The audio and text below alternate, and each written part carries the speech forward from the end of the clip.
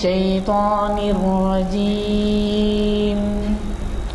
بسم الله الرحمن الرحيم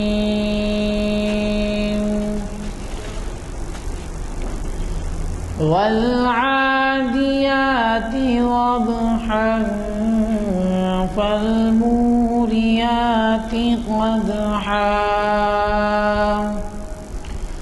فالمغيرات صبحا فأثرن به نقعا فوسطن به جمعا إن الإنسان لربه لكنود صدق اللہ العظیم۔ السلام علیکم۔ آپ کی خدمت میں آج کا عنوان اور مقرر صاحب کا تعارف پیش کر رہا ہوں۔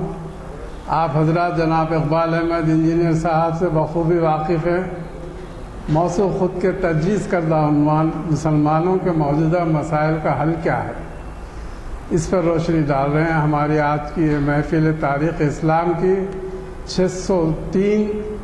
603ویں نشست بروز ہفتہ 15 جون 2013 عیسوی مطابق 5 شعبان 1434 ہجری جامع مسجد عالیہ گنفونڈی کے کانفرنس ہال میں بعد نماز عصر منعقد ہو رہی ہے۔ حافظ و قاری محمد عرفان احمد صاحب کے خوش الہام خیرت سے آغاز ہوا۔ میں جناب اقبال احمد صاحب انجینئر سے گزارش کرتا ہوں کہ وہ شہ نشین پر تشریف لائیں اور اپنے خطاب سے ہمیں سرفراز فرمائیں۔ اللہ رسول کریم ربی اشرح لی صدری ویسر لی امری واحلل عقدۃ من لسانی یفقہوا قولی۔ محترم غلام یزدانی صاحب، محترم سید حامد حسین صاحب جنہوں نے میرا تعارف کروایا، اور حاضرین جلسہ، عنوان مسلمانوں کے موجودہ مسائل کا حل کیا ہے۔ ایک تو اس کا رخ بین الاقوامی سطح پر ہے، یہ خود ملک کے حالات ہیں۔ بین الاقوامی سطح پر 58 ممالک کے ہونے کے باوجود بھی مسلمانوں کا وزن پانی کے جھاگ کے برابر نہیں ہے۔ ایسا محسوس ہوتا ہے کہ مسلمان اس کرۂ ارض پر ناپسندیدہ چیز ہے، اور حال یہ ہے کہ جہاں مسلمان کا نام آیا وہاں خود بخود ایک مخالف قوت سمجھتی ہے کہ اس کو برداشت کرنا محال ہے، یہ انسانیت کا دشمن ہے، اور جتنی جلدی اس سے ہم کو چھٹکارا ملے اتنا ہی اچھا ہے۔ جبکہ 58 ممالک ہیں اور عام اندازے کے مطابق 60 تا 75% وسائل ان ممالک میں ہیں ساری دنیا کے، باوجود اس کے مسلمانوں کے حال کیوں ہیں؟ یہ بڑی فکر انگیز بات ہے کہ سوچنا چاہیے کہ ایسا کیوں ہو رہا ہے، کیا وجہ ہے اس کی۔ دوسری بات خود ہمارے ملک کی ہے۔ آج کے موجودہ تناظر میں یہ ملک بڑی ہی، میں سمجھتا ہوں کہ بڑی ہی مشکل حالات سے گزر رہا ہے۔ آنے والے انتخابات میں کیا ہوگا اس کا اندازہ نہیں ہے۔ جس انداز میں جا رہی ہے سیاست یہاں کی، 1903 میں ویر ساورکر نے جو کتاب لکھی تھی ہندوتا، اس کی کوشش کرتے ہوئے جو آزادی دی گئی تھی، آزادی لیتے وقت بھی یہ قوتیں یہ چاہتی تھیں کہ ہندوستان کو جمہوریت کے بجائے ہندو راشٹریہ ڈکلیئر کیا جائے۔ ایسی صورت میں انگریزوں کے مشورے سے دو ایسے ڈپارٹمنٹس انہوں نے پسند کیے جو ہمیشہ عوام کے ذریعے سے اپنے تحریکات کو سامنے لانا اور اس کو عوام تک پہنچانے کے ذمہ دار ہیں۔ اگر آپ کا اتفاق ہو تو یسر مشرف کی کتاب ہے ہو کلز کرے، اس کا مشاہدہ کریں آپ تو وہ IGP مہاراشٹرا ہیں، انہوں نے بڑی صاف انداز میں اس بات کو لکھا ہے کہ ہندوستان کی آزادی سے پہلے یہ طے ہو چکا تھا کہ ہندوستان کے 2 ڈپارٹمنٹ، ایک تو میڈیا اور دوسرا IB انویسٹیگیشن بیورو، یہ دونوں پر ایسی تحریکات کا غلبہ ہوگا جو ہندو راشٹریہ چاہتے ہیں، اور اس میں بہت حد تک وہ کامیاب ہو چکی ہیں۔ ان کی کتاب لکھنے میں انہوں نے یہ کہا کہ آج بھی چاہے جو حکومت مرکز میں آ جائے، وہ چاہے کسی کی ہو، نام الگ الگ ہوں، مگر سارا اختیار تو IB کے پاس ہوتا ہے، کیونکہ سب سے پہلے دن شروع ہونے سے پہلے پرائم منسٹر کو یا دوسرے منسٹروں کو جو بات بتائی جاتی ہے گزرے 24 گھنٹے کے بارے میں اور آنے والے 24 گھنٹے کے بارے میں، وہ IB آفیسرز ہوتے ہیں۔ وہ ہندوستان کے مکمل حالات کو ان کے سامنے رکھتے ہیں، اور جو حالات سامنے رکھتے ہیں وہ یہی ہے کہ جو آج کل آپ دیکھ رہے ہیں۔ تو یہ ایک طریقہ کار ہے اس کا، اور یہ طریقہ کار چل رہا ہے، اور ہمیشہ سے اسلام دشمنی کا رویہ بنچ آف تھاٹس کی وجہ سے کہ مسلمان اس خطے میں مساوی شہری نہ رہیں بلکہ دوسرے درجے کے شہری رہیں، یہاں تک لکھا گیا ہے ان کو ووٹ دینے کا حق نہیں ہے۔ اگر یہ رہنا چاہتے ہیں تو رہیں، مگر ہمارے ماتحت رہیں۔ اس قسم کی جو باتیں تھیں، آج ایسا معلوم ہوتا ہے کہ کانگریس کی کمزور ہونے کی وجہ سے یہ قوتیں ایک ایسے شخص کے ذریعے جو مشہور ہے اس معاملے میں کہ کس طرح سے یعنی انسان کشی کی جائے، انسانوں کو کس طرح مارا جائے، کس طرح ان کو برباد کیا جائے، اور اس میں کسی مذہب کو جوڑنا اور اس کو ختم کرنا، اس کا بڑا تجربہ ہے۔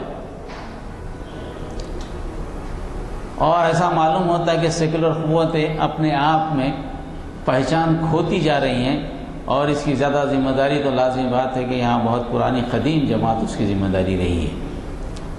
یہ حالات، آنے والے حالات بڑے مشکل حالات ہیں۔ 2014 میں اونٹ کس کروٹ بیٹھے گا یہ کہنا بڑا مشکل ہے۔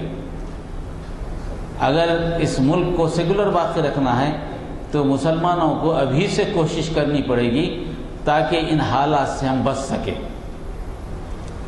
اس کے لیے ضروری ہے کہ ہم خود کا مطالعہ کریں کہ خود ہم کہاں سے کہاں غلطی کر رہے ہیں۔ جب بات سمجھ میں آ جائے کہ سمجھے کہ وہیں سے نئی صبح شروع ہوئی، یہ ضروری نہیں کہ رات ہمیشہ طاری رہتی ہے، جب بات سمجھ میں آئے نئی صبح شروع ہوتی ہے۔ اس معاملے میں زیادہ تر ہمارے لیے تو اسوہ حسنہ اور رسول اکرم صلی اللہ علیہ وسلم کی زندگی ہے، اس کے علاوہ ہمیں کوئی نظر نہیں آتا۔ کیا ایسے حالات نبی کریم صلی اللہ علیہ وسلم پر گزرے اور نبی کریم صلی اللہ علیہ وسلم نے کیا کیا؟ کیونکہ ہدایت یافتہ قوم ہیں ہم، جس کو ہدایت دی گئی، وہ ہدایت یافتہ قوم کے رہنما نے کیا کیا، وہی ہمارے لیے ایک مشعل راہ ہو سکتی ہے۔ 13 سال کی مکی زندگی میں اگر آپ دیکھیں تو کون سی مصیبت نہیں تھی جو رسول اکرم صلی اللہ علیہ وسلم پہ نہیں گزری۔ ہر قسم کی مصیبت نبی کریم صلی اللہ علیہ وسلم پر گزری۔ شہر بدر کیے گئے، قحط سالی میں رہے، بھوکے رہے، پیٹ پر 7 پتھر باندھے رہے، خود دادا کے انتقال کو دیکھا، حضرت امہات المومنین خدیجہ الکبریٰ کے وصال کو آپ نے دیکھا، ابو طالب جو آپ کے چچا تھے ان کے وصال کو بھی آپ نے دیکھا۔ بڑی مشکل حالات کا اگر آپ مطالعہ کریں تو ایسا محسوس ہوتا ہے کہ اتنے مشکل حالات کسی انسان پر گزرے ہی نہیں جتنے نبی کریم صلی اللہ علیہ وسلم کو گزرے، کیونکہ نبی کریم صلی اللہ علیہ وسلم کو ایک مثال بنا کر پیش کرنا تھا دنیا کے سامنے، اب ویسے مشکل حالات کسی انسان پہ نہیں گزریں گے، کسی امت پہ نہیں گزریں گے، کیونکہ ابھی تو قرآن آ رہا تھا، اسلام پہنچایا جا رہا تھا، اور وہ مشکل حالات سے گزر رہے تھے، تو کیا عمل کر رہے تھے، صحابہ کو کیا کیا احکامات دے رہے تھے، وہ احکامات ہمارے لیے ایک نمونے زندگی ہے۔ 12 نبوی جبکہ آپ کو ہجرت کا وقت ہے، وہاں پر قرآن کی ایک آیت اتری تھی۔ اب نبی کریم صلی اللہ علیہ وسلم 12 سال تک کوشش کرتے کرتے جو نتیجہ حاصل کرنا تھا نتیجہ حاصل کر لیے تھے، اب اس کے بعد مزید گنجائش نہیں تھی اہل قریش میں کہ کوئی آدمی اسلام قبول کرتا۔ اس وقت نبی کریم صلی اللہ علیہ وسلم کو وہاں سے نقل مقام یعنی ہجرت کرنے کے احکامات آنے شروع ہو گئے تھے کہ اب آپ کو یہاں سے جانا ہے اور مدینہ آپ کا وطن ہے۔ ایسے وقت جو آیت اتری وہ آیت تھی وَقُلْ رَبِّ أَدْخِلْنِي مُدْخَلَ صِدْقٍ وَأَخْرِجْنِي مُخْرَجَ صِدْقٍ وَاجْعَلْ لِي مِن لَدُنْكَ سُلْطَانًا نَصِيرًا۔ یہ دعا نبی کریم صلی اللہ علیہ وسلم کو اللہ نے سکھائی۔ اے نبی کہہ دو، کیا دعا کرو، پروردگار مجھ کو جہاں بھی تو لے جا، یعنی مدینے میں اگر لے جا تو سچائی کے ساتھ لے جا، حق پر رہوں میں، جو حق تو نے مجھے سونپا ہے اس حق پر رہوں، ایسا نہیں کہ میں بھاگتا نظر آؤں۔ اس کی مثال ایسی ہے جیسے یونس علیہ السلام نکل گئے تھے، اللہ کے حکم کے بغیر نکل گئے تھے۔ ایسا نہیں کہ جا تو مجھے لے جانا چاہ رہا، تیری مرضی سے لے جا، میں مشکلات سے پریشان نہیں ہوں، مجھے جتنے دن رکھنا چاہتا ہے تو رکھ، میں قبول کرنے کو تیار ہوں۔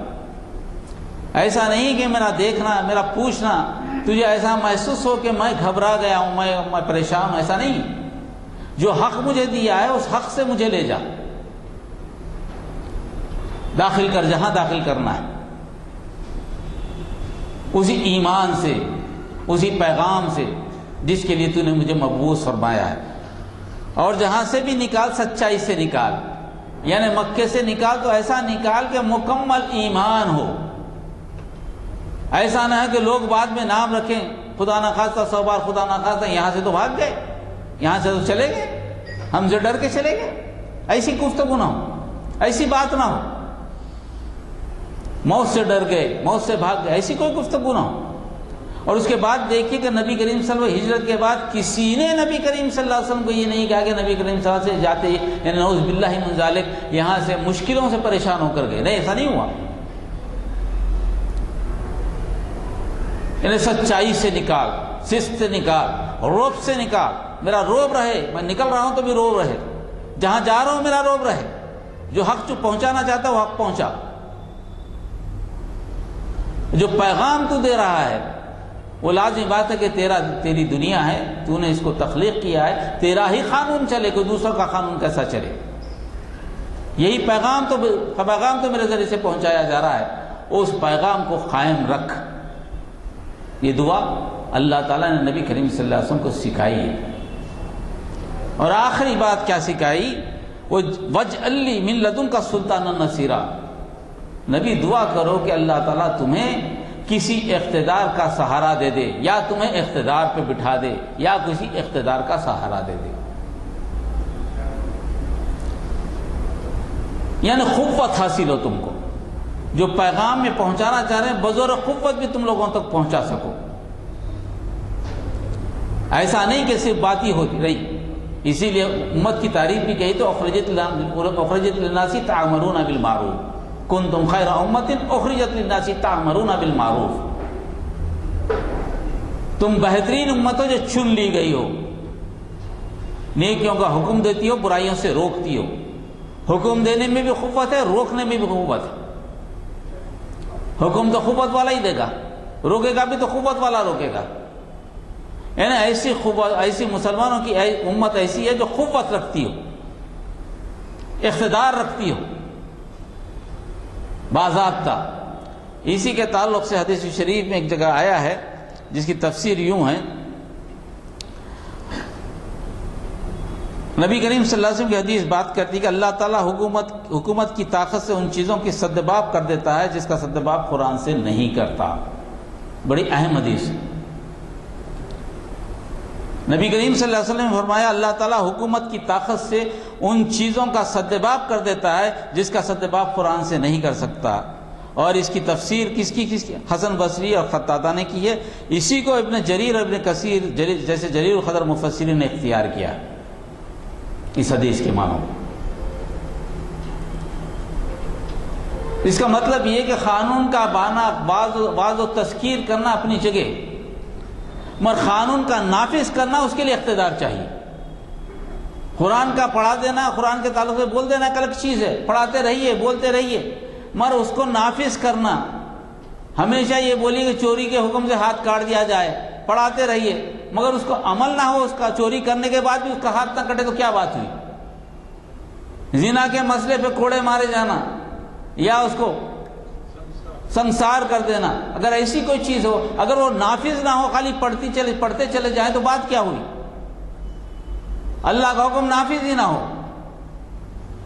تو بات یہ ہے کہ اقتدار ملے. ہمارا معاملہ کیا ہے؟ مسلمانوں کا معاملہ یہ ہے کہ اقتدار اللہ کا قائم. اسی لیے تو کہا گیا خلیفہ کیا مطلب ہے؟ خلیفہ یہ کہ اللہ کے احکام کو نافذ کرنے والا. اقتدار تو اللہ کا رہے گا اور یہ اللہ کے احکامات کو نافذ کرے گا. اقتدار کا مطلب انسانوں کا اقتدار نہیں ہے. اسلام میں انسانوں کا اقتدار نہیں ہے. اقتدار وہ جو اللہ کے احکامات کو نافذ کرنے والا ہو، اپنے احکامات کو نافذ کرنے والا نہ ہو. اور یہ قوت ملنی چاہیے، اس قوت کو حاصل کرنا چاہیے. اس قوت کو مسلمان حاصل کرنا نہیں چاہتے. مسلمان اس قوت کو آج سیاست کہا جاتا ہے. سیاست کیا ہے؟ سارے ملک کے وسائل و ذرائع کو ایک جگہ جمع کرنا، پر اس کو سارے انسانوں کے فلاح کے لیے تقسیم کرنا.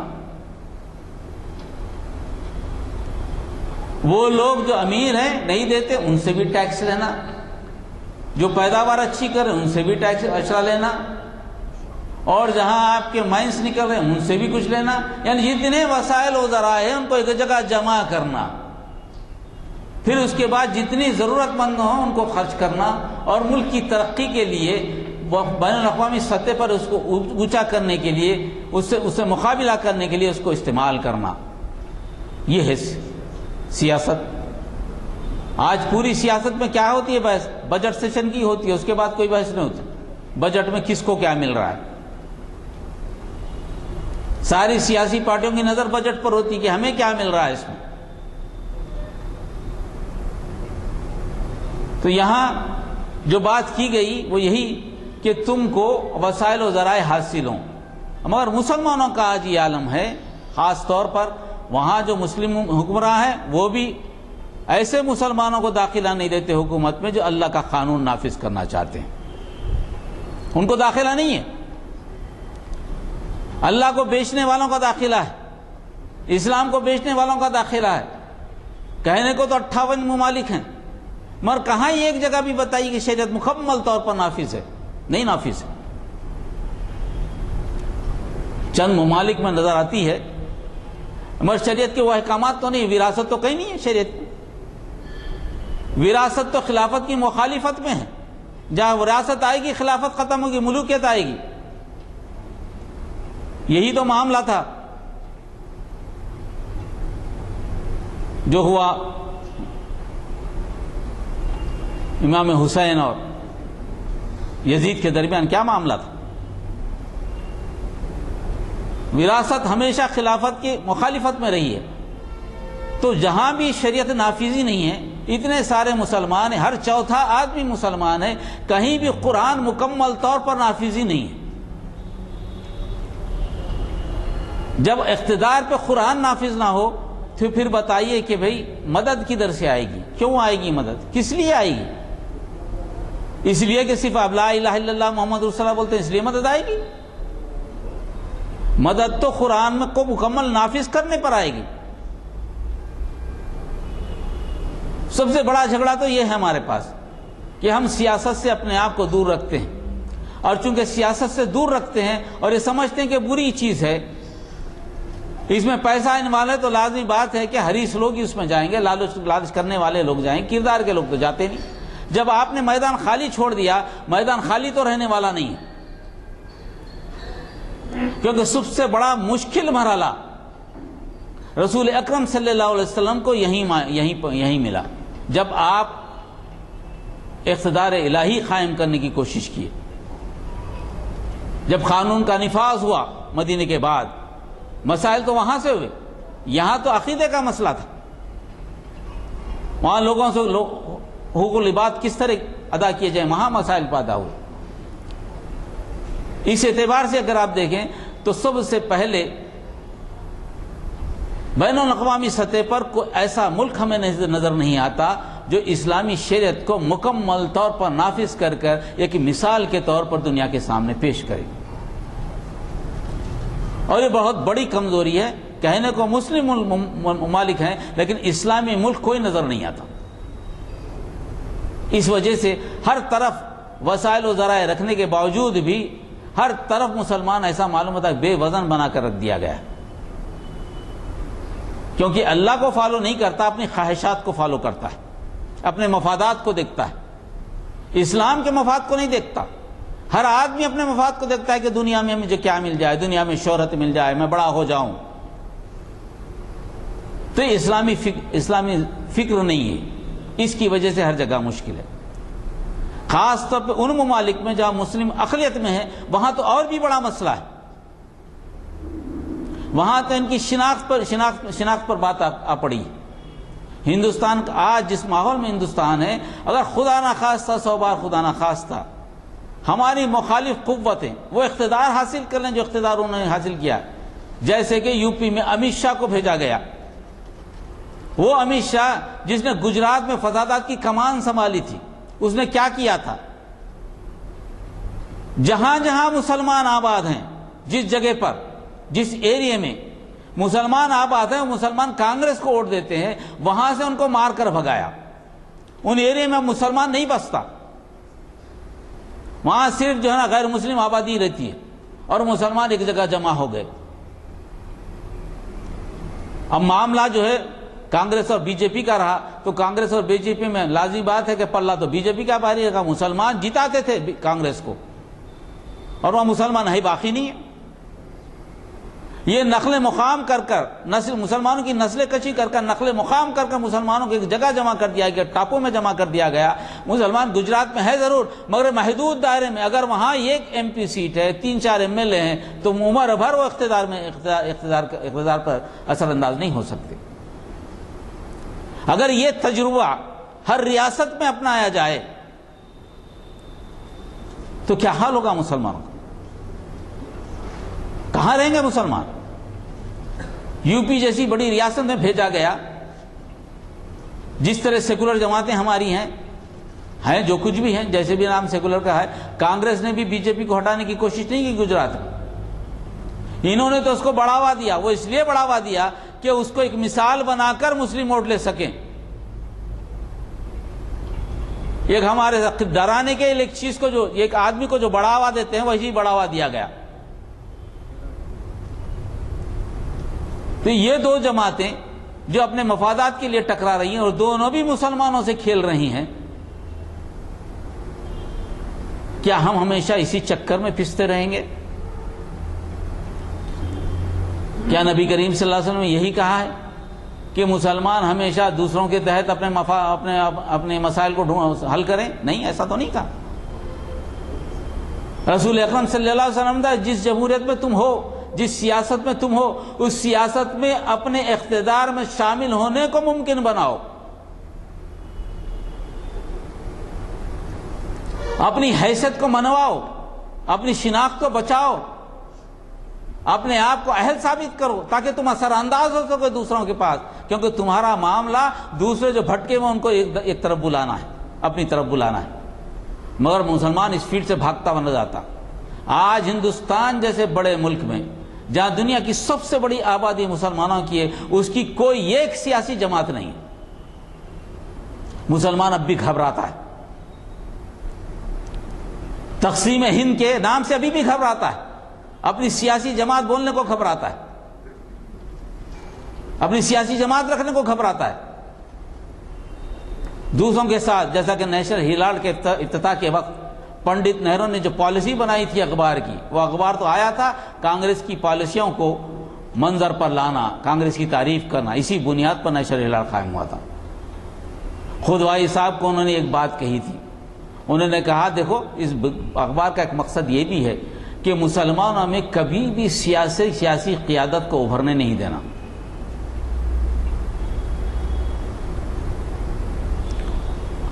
کبھی بھی کوئی سیاسی قیادت ابھرتی ہے مسلمانوں میں، اس کو ختم کرنا، یہ اس کا مقصد ہے اس پیپر کا. ہسٹری ہے نیشنل ہیرالڈ کی جس میں یہ کلمات لکھے ہیں پنڈت نہرو کی. اس طرح مسلمانوں کو چاہیے کہ اگر وہ اپنے سیاسی مسائل حل کرنا چاہتے ہیں تو کئی جماعتیں ہمارے پاس آ جائیں. یہی بات کہہ کے تو ریزرویشن کو ختم کیا گیا نا.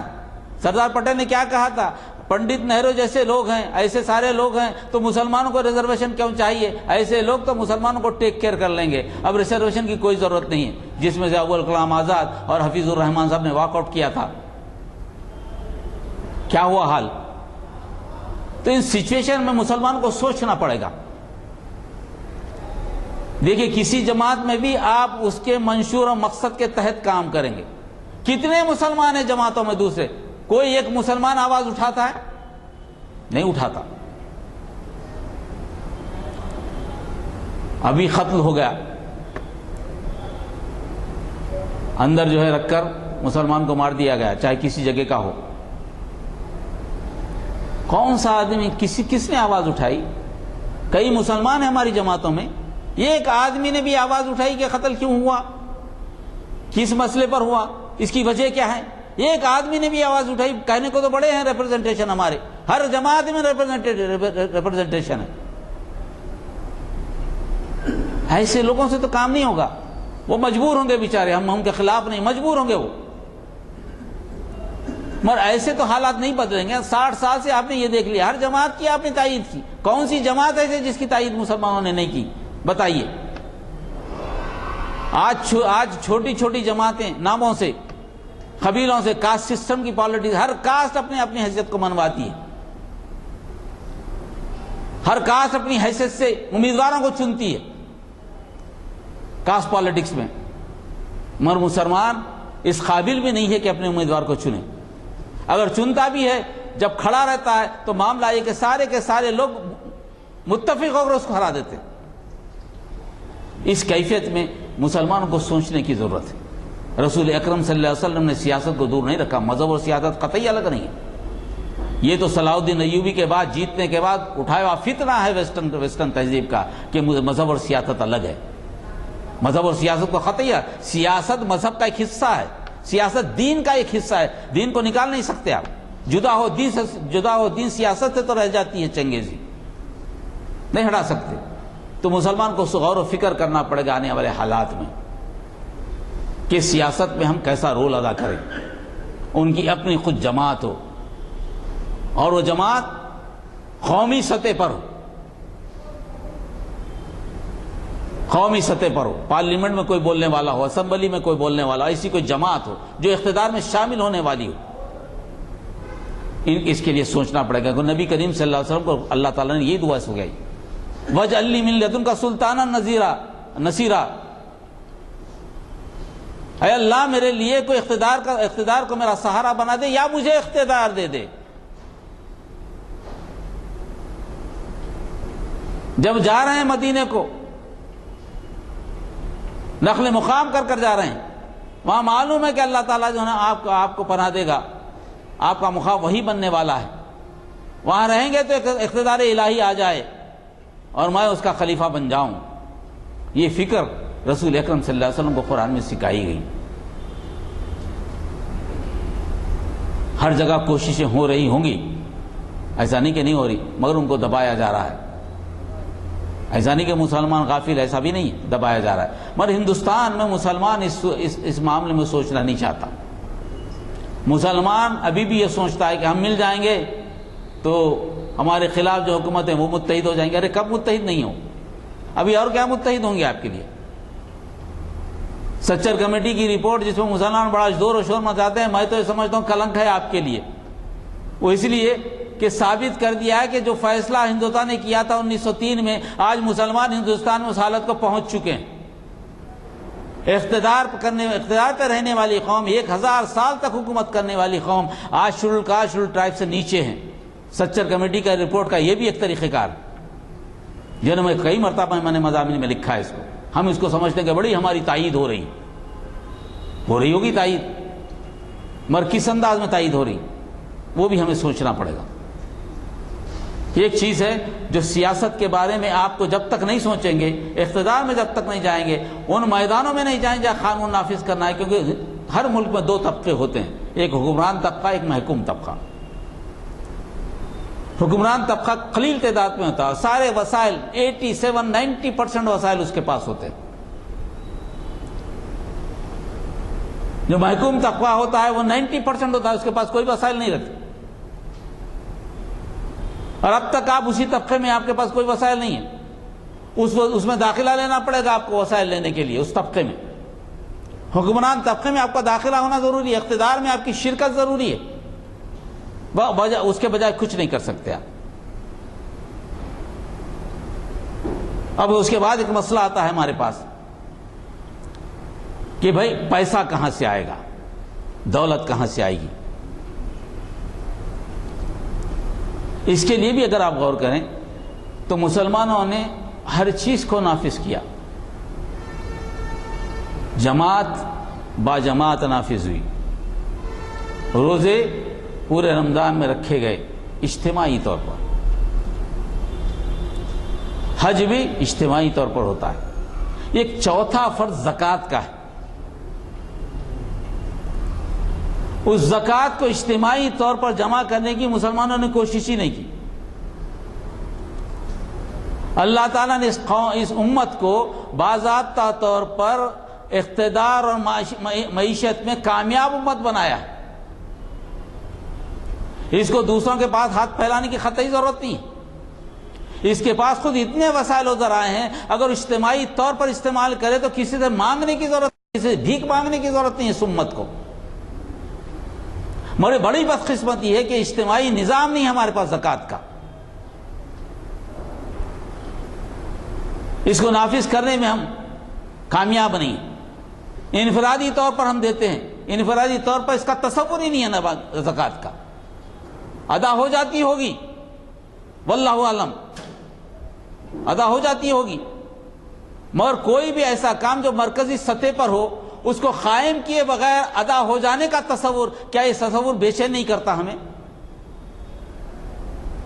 اجتماعی طور پر جس کو نافذ کرنا ہے، ہم انفرادی طور پر تقسیم کر کے سمجھ جائیں کہ اجتماعی طور پر سسٹم نافذ ہو گیا، اس پر اطمینان کر لیں، مجبوری کو مجبوری نہ سمجھے، اس کو سمجھیں کہ ادائیگی ہو گئی، کیا یہ چیز معافی کے قابل ہے؟ کراہیت سے جو چیز ہوتی ہے وہ معافی کے قابل ہے کیا؟ اس کو سوچنا پڑے گا۔ جو مدات 8 مدات جو بتائے گئے ہیں، 8 ہجری میں آیت اتری، 9 ہجری میں اس کو عملاً نافذ کیا گیا۔ 8 مدات جو بتائے، 8 مصارف جو بتائے گئے ہیں زکوٰۃ کے، وہ 8 مصارف پہ کیا ہم نے کبھی غور کیا ہے؟ نہیں کیا۔ تو پھر بجٹ آپ کا جو بننا تھا، بجٹ بننے کا تو یہی مسئلہ تھا 2.5% کا، آپ نے کیا وجہ 2.5%، یہ 10%، بجٹ تو آپ نے بنایا ہی نہیں۔ ساری اقوام تو بجٹ بنانے کے لیے کافی تقاضا کرتے ہیں، پلاننگ کرتی ہیں، ساری کرتے ہیں، منسٹری آف پلاننگ رہتا ہے، اس کے لیے فائنانس منسٹری ہوتی ہے، سارے ڈپارٹمنٹ ہوتے ہیں۔ اللہ تعالیٰ نے تو آپ کو ہاتھ میں رکھ کے دے دیا، آپ کو ہر چیز، یہ آپ کا ڈپارٹمنٹ ہے۔ حضرت عمر نے تو اس کو ایک ڈپارٹمنٹ بنا دے کر بتا دیا کہ کن کن مراحت میں زکوٰۃ آ سکتی ہے، کن کن مدات میں زکوٰۃ آ سکتی ہے۔ رسول اکرم صلی اللہ علیہ وسلم ابتدا کی، حضرت عمر نے اس کو قائم کر کے بتا دیا، یہ ہے ہمارا بیت المال۔ خلافت اور ملوکیت میں فرق کیا ہے؟ بیت المال جب ملوکیت کے تصرف میں چلے جائے گا تو اس پر امت کا حق نہیں رہے گا، یہی معاملہ تو ہوا۔ اس کے بعد ہمارے پاس سے مال چلے گیا، اس کے بعد علماء بھی بک گئے، ساری چیزیں ہو گئی مال۔ تو وہ سسٹم جو ہمارے پاس نافذ ہونا، اس کے لیے کوئی تحریک نہیں چلتی، اس کے لیے ایک عذر رکھا جاتا ہے کہ ہمارے پاس چونکہ امارت نہیں ہے، اس لیے یہ نہیں ہو سکتی۔ تو امارت نہیں ہونا کیا وجہ بن سکتی ہے؟ امارت کی کیا کوشش کی گئی؟ نہیں ہوئی، پھر وجہ کیسا؟ یہ امارت کی کوشش بھی میں سمجھتا ہوں کہ ہمارے لیے ایک وجہ اس لیے بنتی ہے کہ ہم اس پہ عمل کرنا نہیں چاہتے۔ پرسنل لا کا مسئلہ آیا تو مسلم پرسنل لا بورڈ بن گیا، اس میں سارے مسالک شامل ہیں، اس میں کوئی اختلاف نہیں ہے، پرسنل لا بورڈ کی بات کو ہر آدمی مانتا ہے، اس کی بڑی عزت ہے ہمارے نظروں میں، ہر چیز اس کی بات کو ہم یہ سمجھتے ہیں کہ ہمیں پتھر کی لکیر ہے۔ پرسنل لا کے لیے ایک بورڈ بن سکتا ہے، ساری ملت قائم ہو سکتی ہے، زکوٰۃ کے لیے کیوں نہیں ہو سکتی؟ زکوٰۃ کے لیے کیوں یہ بورڈ نہیں بن سکتا؟ ایسا بورڈ کیوں نہیں بن سکتا؟ تم نہ مسلمانوں کی طرف سے بات ہوتی ہے نہ ہمارے خواص اس طرف توجہ کرتے، یہ بڑی کمزوری ہے۔ ایک دو دو کروڑ کے لیے ہم بھیک مانگتے پھرتے ہیں، جبکہ اللہ تعالیٰ نے ہمارے لیے ذریعہ رکھا ہے۔ اگر ایسا نہ بھی ہو سکے آٹھ مصارف میں، تو یہ ایک مصرف مؤلفۃ قلوب، تالیف قلب کا جو ہے چوتھا مصرف، وہ ہمارے پاس سے بالکل غائب ہو چکا ہے۔ آج ہندوستان کے معاشرے میں مولانا شفیع کے اعتبار سے اور دوسرے کئی علماء کے اعتبار سے ہندوستان آج کل اس مصرف کے لیے جائز مقام ہے۔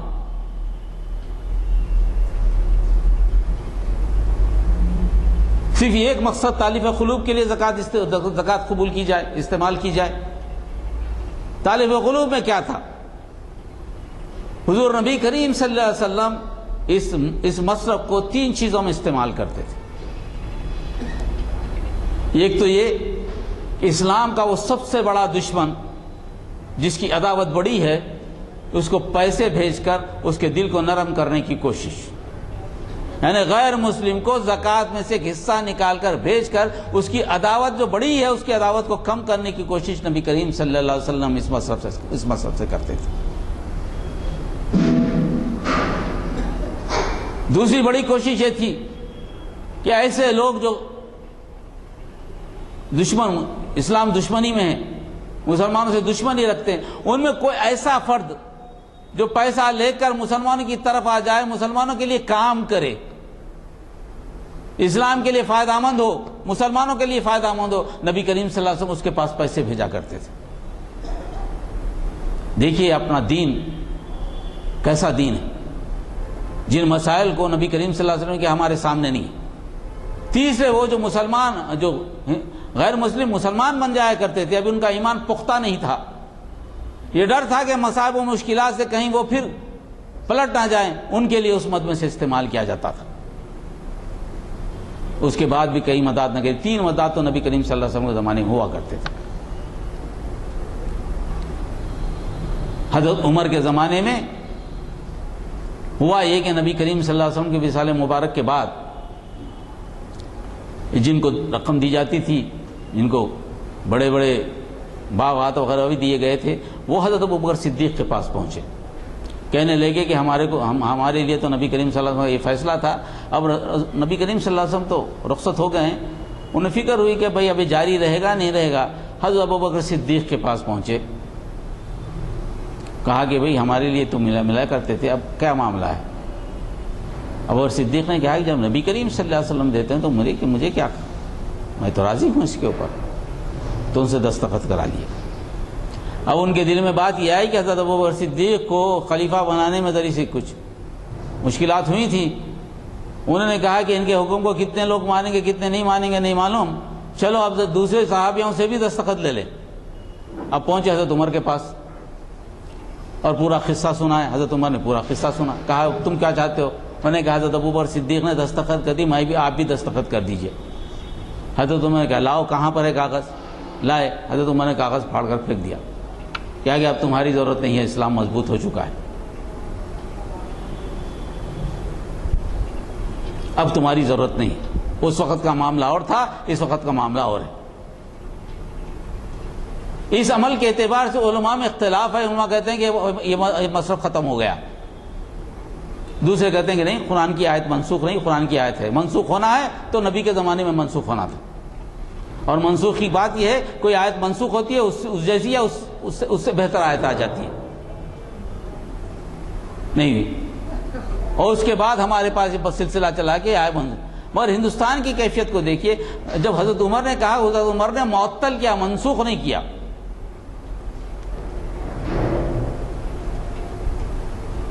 ویسے حالات اگر پیدا ہوتے ہیں تو آیت تو ہے، استعمال کی جا سکتی ہے. علماء کا اختلاف اگر ہے تو علماء کو اس معاملے میں راضی کیا جا سکتا ہے. بہت اہم ایشو ہے یہ، اس کے لیے ضروری ہے کہ علماء تک پہنچا جائے، پوچھا جائے کیا مسئلہ ہے، کیوں ایسا کام کیا جا رہا ہے. اور اس میں ایک سیاسی طور پر بڑا اہم پہلو تھا جو فقہ کے لوگوں کو فقہ کے لوگوں کے نظروں سے نہیں گزرتا. سمجھ میں آتا تو نہیں، نعوذ باللہ اتنی بڑی بات تو نہیں بولتا میں، نظروں سے نہیں گزرتا. ایک تو یہ کہ حضرت امیر المومنین حضرت ابوبکر صدیق نے اس پر دستخط کر دی تھی، اور حضرت امیر المومنین پر حضرت عمر نے بیعت کی تھی. حضرت عمر کی دستخط کافی ہے کہ حضرت عمر نے بیعت کر لی تھی اس کے اوپر. پھر دوسرا ان کی طرف جانا، حضرت عمر رضی اللہ عنہ اگر اس پر سائن کر دیتے تو دوسرے معنوں میں ان پر جو بیعت کی ان کا جو مرتبہ ہے اس کے خلاف جانے والی بات ہوتی سیاسی طور پر. اور یہ منافقانہ چال حضرت عمر کو پسند نہیں آئی سیاسی طور پر، انہوں نے کہا نہیں. اور ایک دوسرا سوال ہمارے ذہنوں میں اٹھتا ہے کہ جب حضرت ابوبکر صدیق حضرت عمر نے پھاڑ دیا، اس بات کو تو مان رہے ہیں ہم کہ پھاڑ دیا اس لیے معطل ہو گیا یا منسوخ ہو گیا، مگر حضرت ابوبکر صدیق کی دستخط کو ماننے سے کیوں انکار کرتے ہیں آپ؟ حضرت عمر تو حضرت ابوبکر صدیق تو راضی تھے نا. یہ مسئلہ اگر ہمارے سامنے، میں اس لیے کہہ رہا ہوں کہ اگر اس مصرف کو استعمال کریں، آج موجودہ ہندوستان میں مسلمانوں کے معاشی مسائل کے حل کرنے میں زکوٰۃ کے مد کو استعمال کیا جا سکتا ہے. اسی تالیف قلب کو لے کر عیسائیوں نے اپنی مشن کو بڑا آگے بڑھایا. مسلمانوں نے چھوڑ دیا، عیسائیوں نے تالیف قلب کو اپنایا. حالانکہ عیسائیت میں کہیں بھی دعوت کا کام نہیں ہے. عیسائی مذہب کو پھیلانا کہیں بھی عیسیٰ علیہ السلام نے نہیں لکھا.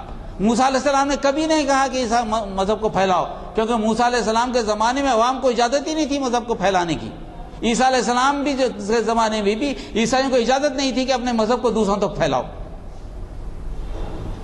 مگر انہوں نے اسی مصرف کو استعمال کیا. میڈیسن ہو یا ایجوکیشن سسٹم ہو، آپ دیکھیے ہر طرف لوگوں کے قلب کو مائل کرنے کے لیے عیسائی مشنری کافی سے زیادہ پیسہ استعمال کرتی ہے.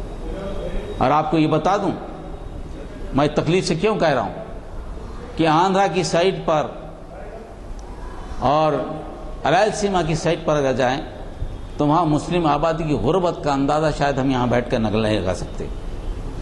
ان کے لیے 100 روپے بھی بڑی چیز ہے، 500 روپے بھی بڑی چیز ہے. ایسی جگہ پر تقریباً ہر جگہ چرچ نظر آئے گا آپ کو، دیول نظر نہیں آئے گی، مسجد نظر نہیں آئے گی، چرچ ضرور نظر آئے گا. اور ویسے مسلمانوں کو اگر 4-5 ہزار 10,000 اگر دیں تو بتائیے کہ بھئی ایمان کہاں رہے گا؟ کتنے گھر ہیں، کتنے مسلمان ہیں جو عیسائی بن رہے ہیں، کتنی تعداد میں مسلمان ہیں. ہمیں ایک تو اس سے غلام قادیانی فرقے سے الگ مسئلہ تھا، اب دوسرا مسئلہ کرسچینٹی سے. غیر معمولی مسئلہ ہے. دعوت کے اس مسئلے پر ہم کو یہ تالیف قلب کی ضرورت پڑے گی. اس کے لیے بھی ہمیں کام کرنے کی ضرورت ہے. جب تک کہ معیشت ٹھیک نہ ہو کسی قوم کی، اس وقت تک ریڑھ کی ہڈی ٹھیک نہ ہو، کھڑی نہیں ہو سکتی، لیٹی رہے گی. اس کو کھڑا کرنا ہے، اس کی معیشت کو درست کرنا ہے. اور نبی کریم صلی اللہ علیہ وسلم یہی کام کیا. نبی کریم صلی اللہ علیہ وسلم زکوٰۃ کا مسئلہ مدینے میں نہیں، زکوٰۃ کا مسئلہ تو جب دین کی دعوت دی اسی وقت سے زکوٰۃ کا مسئلہ تھا نبی کریم صلی اللہ علیہ وسلم کے ساتھ. آپ نے حقوق اللہ اور حقوق العباد، اللہ کے حق اور بندوں کے حق کو دونوں کو ساتھ لے کر چلے. مکے میں زکوٰۃ نافذ نہیں ہوئی تھی مگر زکوٰۃ کا کام جاری تھا. آپ نے کہا کہ اگر کسی کے پاس پیسے ہوں تو اپنے بھائی کو چھوڑا دیں، غلامی سے آزاد کر دیں، اور کسی کے پاس پیسے ہوں تو جو بھوکا ہے اس کو کھانا کھلا دیں.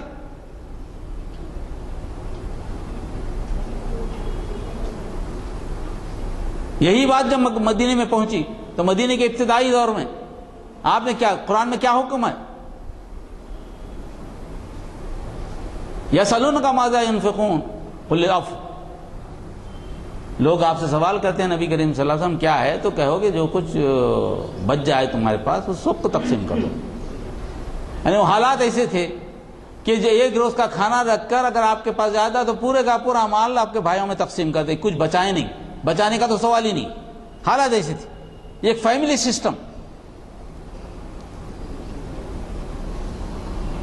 تیسرا سب سے زکوٰۃ کا پہلا معاملہ جو ہے نا عید الفطر میں فطر کے طور پہ سامنے آیا، حکم ہوا کہ بھئی سیر سبا سے کھانا اگر آپ کے پاس بچا ہے تو لوگوں میں بانٹو، ان کو بھی کھانے کی اجازت دو۔ اس کے بعد جب فتوحات ہوئی، مال جمع ہونا شروع ہوا تو احکامات آئے۔ بات ایسی ہوتی ہے نا، مال جب نہیں ہو تو احکامات آ کے کیا کریں گے؟ اب یہ 8 مصارف اگر 2 ہجری میں اتر جاتے تو مسلمان کے پاس پیسے نہیں ہیں، کیا کریں گے وہ؟ قرآن کی آیت تو اس وقت آئی جب آپ کو ضرورت ہو، جب ضرورت ہی نہیں تو آیت کے آنے کی کیا ضرورت ہے؟ 8-9 ہجری میں مسلمان معاشی طور پہ بڑے مستحکم ہو گئے، ان کے پاس پیسہ بہت آ گیا، جب کہا گیا کہ یہ مصرف یہاں ہے، اور یہ مصرف سوائے نبی کریم صلی اللہ علیہ وسلم امت رسول کے علاوہ کسی کے پاس نہیں ہے۔ زکوٰۃ کا ٹائم کا متعین ہونا، زکوٰۃ کی مقدار کا متعین ہونا سوائے رسول اکرم صلی اللہ علیہ وسلم مسلمانوں کے علاوہ کسی جگہ نہیں۔ اس سے پہلے زکوٰۃ کا متعین ہونا 3 سال کی زکوٰۃ تھی موسیٰ علیہ السلام کے پاس، اور وہاں چونکہ ترقی نہیں تھی تو یہی پیداوار پر یا جانوروں پہ زکوٰۃ ہوا کرتی تھی، معدنی وسائل تو تھے نہیں، اور وہ بھی جو ہے مختلف طریقے کی زکوٰۃ، اور وہ زکوٰۃ دینے والے کو مالک نہیں، مالک کون تھا؟ بیت المقدس، زکوٰۃ جا کے وہاں جمع کرنا، اس کے بعد وہ مسافرین میں کھانے میں تقسیم کرتے تھے۔ یہاں اللہ تعالیٰ نے زکوٰۃ لینے والے کو مالک بنا دیا اس کا۔ اس طریقے سے اگر آپ سوچیں زکوٰۃ کے مسئلے کو، کہ اگر رمضان آ رہا ہے، علماء بھی آپ کے پاس آئیں گے زکوٰۃ لینے کے، ان سے بات کیجئے کہ یہ مسئلہ کیوں نہیں اٹھتا۔ جو 8 مصارف ہیں، 8 مصارف بھی میں آپ کے سامنے پڑھ کر سنا دیتا ہوں۔ یہ صدقات تو دراصل فقیروں، مسکینوں، ان لوگوں کے لیے جو صدقات کے کام پر مامور ہیں، تیسرا۔ چوتھا ان کے لیے جن کی تالیف قلب مطلوب ہے، میں نے جو بتایا، غیر مسلموں کے لیے زکوٰۃ۔ نیز یہ کہ گردنوں کو چھڑانے کے لیے، یعنی غلامی سے چھڑانے کے لیے، غلامی سے چھڑانے کے لیے، اور قرض داروں کی مدد کرنے کے لیے راہ خدا میں، فی سبیل اللہ، اور مسافر نوازی میں۔ یہ 8 مصارف ہیں جس کے لیے زکوٰۃ کو فرض کیا گیا، اور یہ ایک فریضہ ہے اللہ کی طرف سے۔ اللہ سب کچھ جاننے والا اور دانا اور بینا ہے۔ یہ 2 مسائل ہمارے ساتھ حل ہو جائیں تو یقین جانے کہ اس امت کو کسی گورنمنٹ کی ضرورت ہے نہ پیسے کی، نہ اس کو مائنارٹی کا بجٹ چاہیے، نہ اس کو گورنمنٹ کا بجٹ چاہیے، نہ کچھ۔ اندازے کے مطابق اگر حیدرآباد میں 150-200 کروڑ کی زکوٰۃ نکلتی، حیدرآباد، صرف حیدرآباد میں، اب اس کا اندازہ کیجئے سارے ہندوستان میں کتنی نکلتی گی۔ آندھرا پردیش کو پورا ملا لیں تو کیا یہاں کا جو مائنارٹی کا بجٹ ہے اس سے زیادہ زکوٰۃ دیتے ہیں آپ۔ مائنارٹی کے بجٹ کی قطعی ضرورت نہیں ہے۔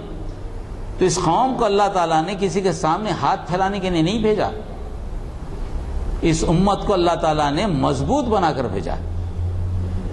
ایک ہر حال میں خود مختفی ہے امت، اپنے آپ کو محکوم نہ سمجھے، اپنے آپ کو مجبور نہ سمجھے، نہ اپنے آپ کو اقلیت میں سمجھے۔ اگر واقع خدا کے قانون کو نافذ کرنا چاہتی ہے یہ امت ہمیشہ ابھی بھی اونچی ہے، نہ تو اس کو کسی حکومت کی ضرورت ہے، نہ کسی اقتدار کی ضرورت ہے، یہ خود با اقتدار امت ہے۔ تو ایسے اصول قرآن میں بیان کیے گئے، بشرطے کہ اصول کو اجتماعی طور پر نافذ کرنے کی کوشش کریں۔ اجتماع نہیں ہو تو اللہ لا یغیر ما بقوم حتی یغیروا ما بانفسہم، اللہ اس قوم کی حالت نہیں بدلا جو خود سے نہیں بدلنا چاہتی، تو اس قوم کو بدلنا پڑا۔ اللہ کا اصول یہی ہے، اور یہ مکمل طور پر دین اتنا مکمل ہے کہ اس کو اقلیت میں سمجھنا، اکثریت میں سمجھنا، اس کی کوئی ضرورت نہیں ہے۔ اقلیت کا تصور تو ہے ہی نہیں اس میں، اور بھلا بتائی کہ اقلیت میں کیسا ہوگا؟ رسول تو ایک ہی آتے تھے، سارے عوام ان کے خلاف ہوتی تھی، اقلیت میں تھے کیا وہ؟ نہیں. اور جن کے ساتھ اللہ ہوتا ہے وہ کبھی اقلیت میں نہیں ہوتے، اور آپ کے ساتھ اللہ ہے. وَلَا يَنْصُرَنَّ اللَّهُ مَن يَنْصُرُهُ، اللہ ان کی مدد کرتا ہے جو اس کی مدد کرتے ہیں. اس اعتبار سے اگر آپ سوچیں، آپ ایک کمیونٹی کی بیس پہ سوچنے کے بجائے ایک ایسی امت جو دائی ہے، لوگوں کو دعوت دینے کے لیے بھیجی گئی ہے اور خود مقتفی بنا کر بھیجی گئی ہے، اس کو کسی طرف سے ضرورت نہیں ہے، نہ مال کی ضرورت ہے نہ کسی اصولوں کی ضرورت ہے، یہ خود اصول رکھتی ہے، خود مال رکھتی ہے. اگر اس کا فکر ایسی تبدیل ہو جائے، ذہنیت ایسی بن جائے، تو یقین مانیے کہ ابھی بھی لوگ اس کی طرف راغب ہوں گے. ہمارا مسئلہ یہ کہ ہم اپنے مسائل کا حل دوسروں کے پاس ڈھونڈتے ہیں، اور جن کو معلوم ہی نہیں کہ ان کا حل کیا ہے. ان کے سامنے تو ساری دنیا ہے، وہ تو لالچی ہیں، مال و دولت پر قابض ہیں، وہ تو شیئر کرنا ہی نہیں چاہتے. اور آپ کیا ہیں؟ مال و دولت پر قابض نہیں ہیں، مال و دولت کے راستے کیا ہیں؟ آپ امانت دار ہیں. دولت آپ کے پاس بحیثیت امین کی آئی ہے، آپ کی دولت نہیں ہے، دوسروں کی دولت ہے. جو بھی آپ کماتے ہیں پورا آپ کا حصہ نہیں ہے، یہ تو دوسروں کا حصہ ہے جو تقسیم کرنا ہے. زکوٰۃ کے علاوہ صدقات دینا ہے، انفاق فی سبیل اللہ کرنا ہے. دولت آپ کے پاس آپ کی نہیں ہوتی، یہ ہمیں سکھایا گیا ہے. اگر اس کو سمجھ جائیں تو مسلمانوں کے مسائل حل کرنے میں بڑی آسانی ہوگی. اور یہ فکر پیدا ہونا پڑے گا، عمل سے زیادہ فکر پیدا ہونا ہے. رسول اکرم صلی اللہ علیہ وسلم 13 سال یہی فکر پیدا کرنے کی بات کہی. جب توحید کی بات کی، آخرت کی بات کی، رسالت، کوئی عمل نہیں تھا، نہ کوئی چیز فرض نہیں ہوئی تھی، نہ نماز تھی، نہ روزہ تھا، نہ حج تھا، نہ زکوٰۃ تھا. فکری تبدیلی سب سے پہلے ہمارے درمیان فکری تبدیلی آئے کہ ہمیں یہ کرنا ہے، اور یہ اللہ کے لیے کرنا ہے، اور یہ میری ذمہ داری ہے، رسول کی پیروی ہے. مجھے اس کا جواب دینا ہے، مجھے مرنا ہے، اس کا جواب دینا ہے. میں اکیلا ذمہ دار ہوں اس کا. 10 لوگوں سے پوچھنے کے بعد میں اکیلا تو ادا کر دوں، میرا انفرادی تو عمل ہو جائے. اس طرح سے اگر سوچنا کرے کہ فرد بدلے تو سماج بدلے گا، معاشرہ بدلے گا، جب جا کر مسلمانوں کے مسائل ہوں گے. مسلمانوں کے مسائل کبھی بھی دوسروں سے حل نہیں ہو سکتے، یہ ہائیلی امپاسبل. قرآن تو کہتا ہے کہ حل ہو ہی نہیں سکتے، نہ کسی حکومت سے حل ہوتے ہیں، نہ کوئی اقتدار حل کرنے والا ہے. اگر حل ہوں گے تو آپ ہی سے حل ہوں گے، بحیثیت مسلمان حل ہوں گے، بحیثیت مومن حل ہوں گے، بحیثیت رسول کے پیروی کرنے والوں سے حل ہوں گے. ورنہ دوسروں سے حل کرنے کی توقع رکھنا، سچر کمیٹی سے توقع رکھنا، حکومت سے توقع رکھنا، یہ توقعات آپ کے پورے جعلی توقعات ہیں. یہ اللہ کے ساتھ کسی کو شریک کرنے والے توقعات ہیں. یہ ایک ذریعہ بن سکتے ہیں اگر اللہ کی مدد چاہیں. اس ذریعے کو کس طرح حاصل کرنا، آپ کی فکری تبدیلی آ جائے تو بات اچھی ہے. ایک سچ بولنا صحیح بات ہے، سچ آپ اس لیے بولتے ہیں کہ سچ بولنا صحیح بات ہے، مگر سچ اس لیے بولتے ہیں کہ اللہ کا حکم ہے. دونوں میں بڑا فرق ہے. سچ تو اچھی چیز ہے، کون اس سے انکار کرے گا، مگر اس میں اللہ کا حکم بھی شامل ہو جائے تو یہاں برکتیں آتی ہیں. یہاں نیتوں کا فرق معلوم ہوتا ہے. تو نیتوں کے اس فرق کی وجہ سے ہر جگہ مسلمانوں کے ساتھ مسائل ہیں. ایسا نہیں ہے کہ دوسری جگہ کوششیں نہیں ہو رہی، یہاں بھی کوششیں ہو رہی ہوں گی، اس کا کوئی نہیں. مگر اجتماعی طور پر زکوٰۃ کے نظام کو قائم کرنے کے لیے ایک آواز اٹھنی چاہیے. اللہ تعالیٰ سے دعا ہے کہ اللہ تعالیٰ ہم کو، آپ کو اس مسئلے پر سوچنے سمجھنے کی توفیق عطا فرمائے. ربنا لا تؤاخذنا ان نسینا او اخطانا ربنا ولا تحمل علينا اصرا كما حملته على الذين. حضرات، 1-2 ہفتے سے انجمن ترقی اردو کے پرچے نہیں آ رہے تھے، وہ پرچے آئے ہیں. ابھی تقسیم بھی ہو رہے ہیں. جن کے پاس ہماری زبان نہیں آتا ہے وہ پرچے لے سکتے ہیں. دوسری بات کہ جیسے کہ آپ واقف ہیں، ہم ہمیشہ عنوان جو ہے مقرر صاحب پر چھوڑ دیتے ہیں، اور جب وہ عنوان تجویز کرتے ہیں تو اعلامیہ میں چھپ جاتا ہے، اخباروں میں آتا ہے. بڑی خوشی کی بات ہے کہ آج ہمیں فاضل مقرر نے بہت ہی اہم عنوان سے مخاطب کیا، اور شاید اس مسئلے کے کسی پہلو کو انہوں نے چھوڑا نہیں. اور بڑی خوشی کی بات ہے کہ ہمارے درمیان ایسے مقررین آتے ہیں جو حالات سے باخبر رہتے ہیں، اور ہمیں اگر فرصت نہیں ہوتی ان سے واقفیت کی تو وہ توجہ دلاتے ہیں. اور میں نے ہمیشہ سے ہی کہا ہے کہ اس महफिल को इबादत का दर्जा हासिल है, इबादत की महफिल, और बड़ी खुशी की बात है कि आप ताउन करते हैं। हजरात, जैसे कि आप वाकिफ़ हैं, माह रमज़ान में हमारे इन महफिल का सिलसिला बंद रहता है और फिर माह शव्वाल में इसको जारी कर दिया जाता है। चुनाचे शायद 11-12 रमज़ान को जो है 11-12 जुलाई को रमज़ान का आगाज़ है, और उससे पहले अब आप ही अंदाज़ा लगाइए कि 3 साढ़े 3 हफ्ते में जो महफिल हैं उनमें अहम उन्वानात से आपको मुखातिब किया जाएगा। ज़रूर तशरीफ़ लाएँ और ताउन फरमाएँ। मैं चाहूँगा अगर आज के उन्वानात के आज के खिताब के ताल्लुक़ से अगर कोई साहब सवाल करना चाहें तो वह सवाल कर सकते हैं, मुखरिज साहब उसका जवाब देंगे। जाइए, घर वालों को और बच्चों को पढ़ने का मौका मिलेगा। दूसरे ऐलान, मेरी एक तसनीफ़ जो कुछ बातें के उन्वान से आई है, ये भी काफ़ी अहम हो गई है इस वजह से कि इसमें तकरीबन 100 साल से ज़ायद के अहम वाक़यात, सबक आमोज़ वाक़यात दर्ज हैं। वो भी रियायती दामों पर है। असल कीमत तो उसकी 375 है, लेकिन 250 में यहाँ पर रखी गई है, अंजुमन तरक्की उर्दू की जानिब से शाया हुई है। वो भी लेते जाएँ, एक किस्म की सरपरस्ती होगी। मैं चूँकि दुआ का ऐलान, दुआ हो चुकी है, निश्चित की बर्खास्तगी का ऐलान